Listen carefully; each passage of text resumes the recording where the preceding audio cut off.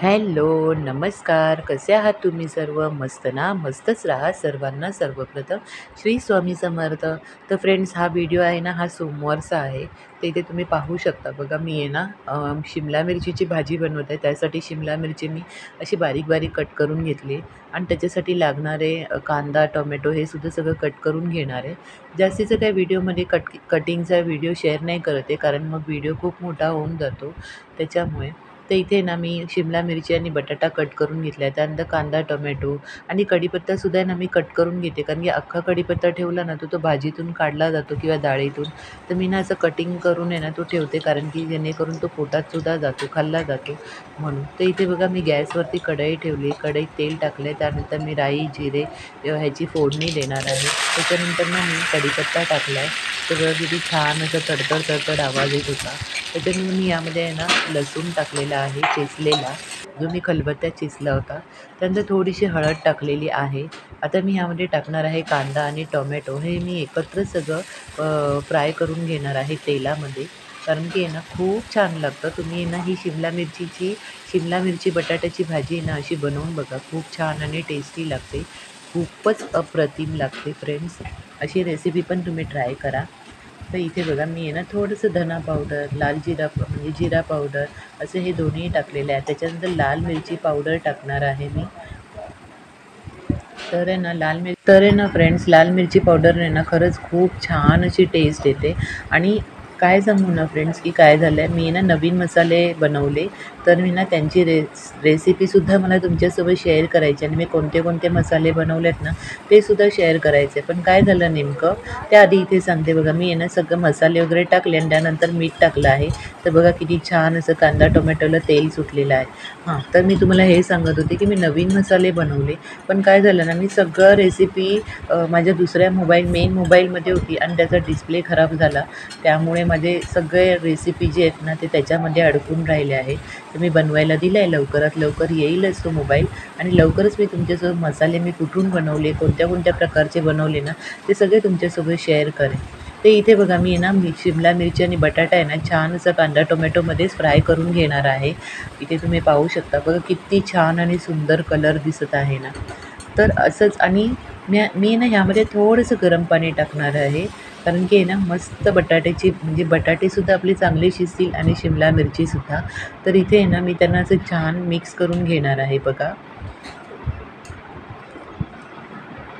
आणि याच्यावरती ना मी एक झाकण ठेवून देणार आहे, म्हणजे थोडी आपण वाफेवरती या भाजीला शिजवायची आहे. तर ना मी आता हे दुसऱ्या गॅसवरती शिफ्ट करते कढई. आणि इथे आहे ना मी पॅन ठेवणार आहे डाळीला फोडणी द्यायला. तर ह्यावेळी डाळीची फोडणी ना फ्रेंड्स थोडी वेगळी आहे. म्हणजे कोणी कोणी टोमॅटो टाकतो, कोणी कोणी नाही टाकत. मला आवडतो डाळीमध्ये टोमॅटो टाकलेलं. तर कधी-कधी आहे ना आम्ही असं प्रसादाला वगैरे पण जर आम्हाला डाळ-भात बनवायचा झाला ना, तर आम्ही अशीच बनवतो.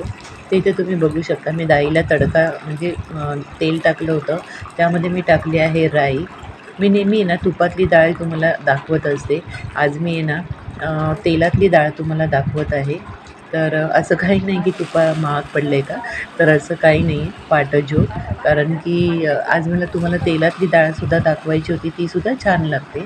आणि इथे मी राई जिऱ्याची तडतडी अशी तडका दिलेला आहे. त्यानंतर त्यामध्ये टाकलं आहे कढीपत्ता आणि आता बघा मी टोमॅटो टाकत आहे चिरलेला. तर फ्रेंड्स, ज्याला कोणाला टोमॅटो नाही आवडत असेल तर तुम्ही स्किप केला तरीही चालेल, काही हरकत नाही. आणि जर तुम्हाला टाकायचं असेल तर टाका. खरंच खूप अप्रतिम अशी डाळ लागते. खूप मस्त लागते. तर माझी डाळ डाळ पण मी तुम्हाला सांगते. माझी डाळ आहे ना तुरीची आणि मुगाची ह्या दोन्ही मिक्स डाळी असतात. कारण की मी सिंगल डाळ नाही म्हणजे हे करत म्हणजे फोडणी पण नाही देत आणि वापरतही नाही. तसं वापरू नये. कारण की तुरीची डाळ ही थोडी ना वायतूळ टाईप असते बोलतात. तर त्यामध्ये ना मुगाची टाकली ना तर थोडा पौष्टिकपणा येतो म्हणून. तर इथे ना मी हिंगसुद्धा टाकला आहे बघा. आणि मस्त अशी डाळीला आहे ना छान अशी मस्त फोडणी झालेली आहे.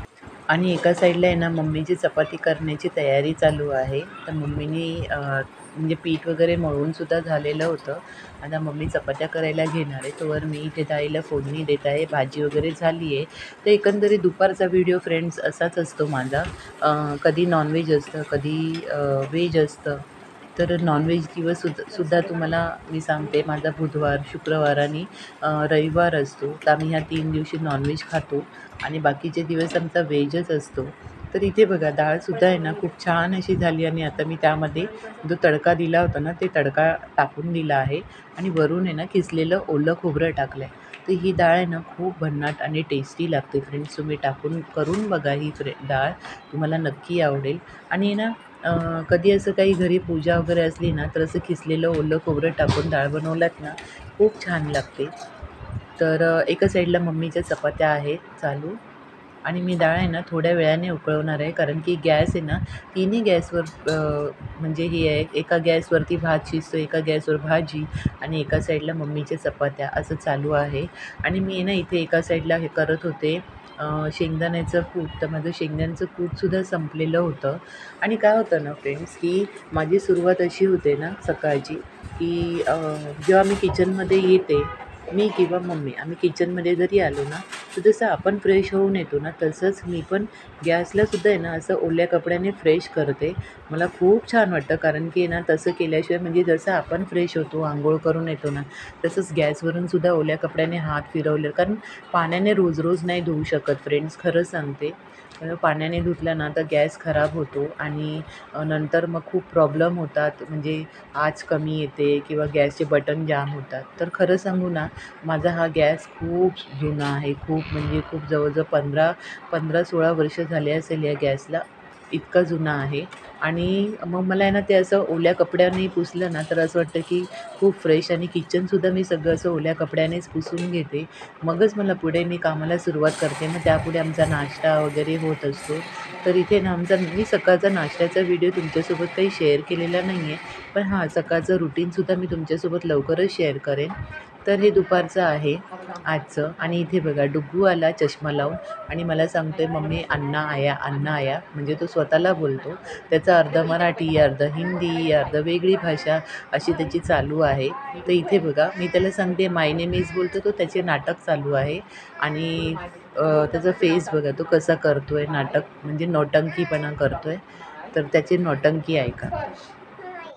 स्पर्श, स्पर्श. तुझे नाव काय? झपाटा घालू. माय मला नको. तारक मेहता का उल्टा चष्मा. बोल. माय नेम इज स्पर्श. स्पर्श. स्पर्श. बोल ना स्पर्श. स्पर्श. बोल ना, तू गुड बॉय. स्पर्श. जा म्हणतो. जा, येऊ नको. माय.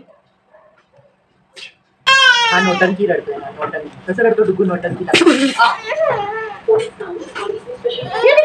भेटायचं नाही तिकडनं पप्पाचं. बोल माय. माय. तर फ्रेंड्स हे आहे डुग्गूचा असा नौटंकीपणा. मग नंतर तो मध्ये मध्ये येतो तेव्हा मला असंच काही ना काही छेडत असतो आणि मग मला त्याला घ्यावंसं वाटतं. तर इथे ना माझं शेंगदाण्याचं कूट वगैरे सुद्धा वाटून झालेलं आहे आणि मग मी ते भाजीतसुद्धा टाकलं आहे. आता थोडंसं आहे ना 5 मिनटं आपण ह्याला चांगलं फ्राय होऊन देऊ भाजीला. आणि मग नंतर इथे मी आहे ना शेंगदाण्याचं कूटसुद्धा भाजीमध्ये मिक्स करून घेते. तोवर आहे ना मी इथे बाकीचं उरलेले शेंगदाणे आहेत ना त्याचंसुद्धा कूट बनवून घेणार आहे. आणि आता हे सुद्धा मी डब्यामध्ये टाकून घेते, कारण की मग असं जर सगळं रेडी ठेवलं ना तर कधी पण आपलं जास्त वेळ जात नाही आणि मग घाईघाई नाही होत.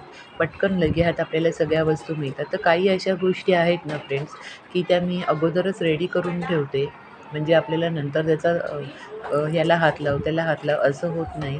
आणि कसं ना आपण स्वयंपाक करताना ह्या सगळ्या गोष्टींची काळजी घेतली पाहिजे. जसं की मी तुम्हाला सांगते, खोबरं, अद्रक, लसूण ह्याचं थोडंसं वाटण करून पण ठेवलं ना, तर कोणत्याही भाजीला तुम्ही ते वापरू शकता, सुक्या भाजीला वगैरे. तर इथे आहे ना मी कैरीची चटणी बनवत होते. तर मी कैरीची चटणी कशी बनवते ना ते इथे दाखवत आहे. तर मी ना ओलं खोबरं घेतलं आहे आणि ते मी ना असं बारीक कट वगैरे करून घेणार आहे. तर तुम्हाला जसं कापायचं तुम्हाला किसलेलं खोबरं घ्यायचं असेल की तुम्ही किसलेलं घ्या किंवा असं कट करा, कारण एकंदरीत ते मिक्सरमध्ये बारीकच होणार आहे. त्याच्यानंतर मी ह्याच्यामध्ये ना 3-4 हिरव्या मिरच्या टाकणार आहे. तर मी ना 3 कमी तिखटाच्या आणि 2 म्हणजे जास्त हिरव्या तिखट ज्या असतात ना जास्त तिखटाच्या त्या अशा मिरच्या टाकलेल्या आहेत.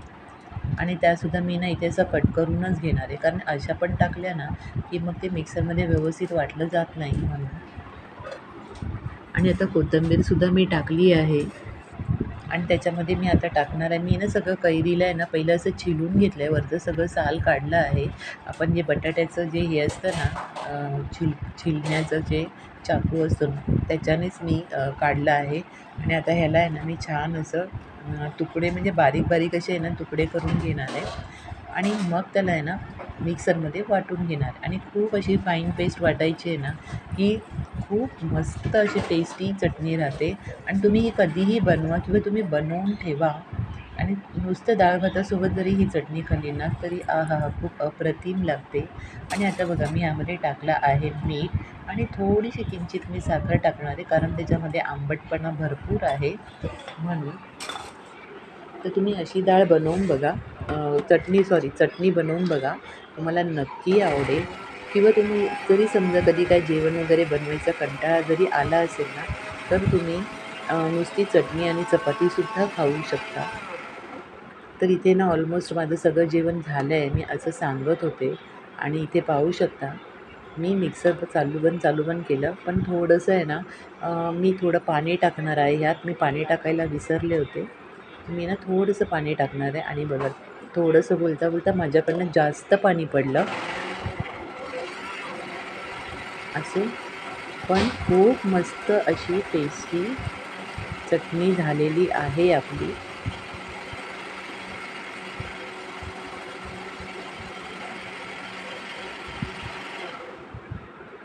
तर इथे तुम्ही पाहू शकता बघा किती छान आणि फाईन पेस्ट अशी चटणी आपली झालेली आहे.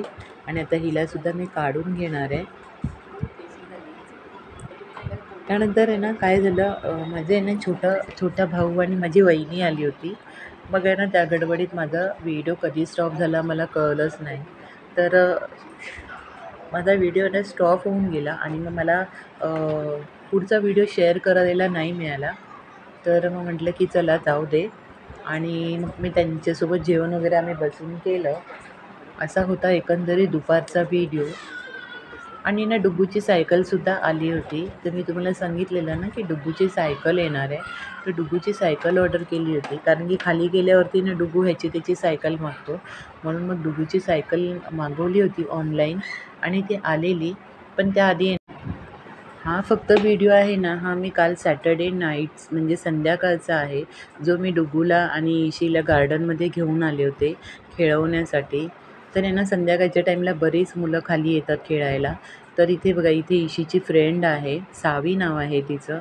तर ती म्हणजे हे लोकं भरपूर असं ह्यांचा ग्रुप आहेत की खेळतात ते लोकं. तर आता बाकीजण आहे ना बरेचसे लोकं आहेत ना गावी गेलेले आहेत आणि आता इशी आणि सावी अशा दोघी तिघीजणीच आहेत की ते लोकं खेळतात. तर इथे ते तिघंजणं ना हे झोका खेळत होते आणि त्याच्यानंतर मग आम्ही गेलो सायकल चालवायला. तर इथे बघा जी डुग्गूची ऑनलाईन सायकल मागवली होती ना तीच सायकल आहे ही. आणि हिला डुग्गू बघा कसा म्हणजे पळवतो आहे. आधी पहिला पायाने चालवलं आणि बाजूला आहे ना लहान मुलं म्हणजे बास्केटबॉल खेळत होते. लहान नाही मोठी मुलं. तर म्हणून डुग्गू तिथून पळत पळत पुढे सायकल घेऊन आला आणि इथे बघा एक टाकीसारखं स्टेज आहे आमचं, तिथे डुग्गू सायकल चालवत आहे बघा. किती मस्त आणि व्यवस्थित चालवत आहे. त्याला सायकल चालवायला शिकवावंही नाही लागलं, तो मस्त चालवतो. कधी कधी तर एक पाय वर करून सुद्धा चालवतो तो, असा आहे बदमाश. तर एकंदरीत असा होता फ्रेंड्स व्हिडिओ. इथे बघा इशी आणि तिची फ्रेंड सावीचे काय डिस्कशन काहीतरी चालू होतं आणि तिला कळलं मी व्हिडिओ काढते. तर मला बोलली मम्मी थांब थांब नंतर काढ.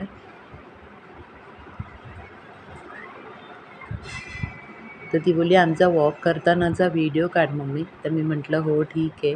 तर मी तिला बोलली की समोर तोंड करून वॉक करा, पाठच्या साईडने वॉक करायला जाऊ नका. तर ती चालली होती आणि मग मी तिला म्हटलं की नाही समोरून वॉक करा. तर इथे पाहू शकता दोघीजणी. तर तिची फ्रेंड आहे ना ती लाजत होती, हसत होती. तर असा होता फ्रेंड्स एकंदरीतचा व्हिडिओ. तुम्हाला कसा वाटला मला कमेंट बॉक्समध्ये सांगा. आवडल्यास लाईक, शेअर, सबस्क्राईब नक्की करा. चला मग भेटूया पुढच्या व्हिडिओमध्ये. तोपर्यंत बाय बाय आणि सर्वांना श्री स्वामी समर्थ.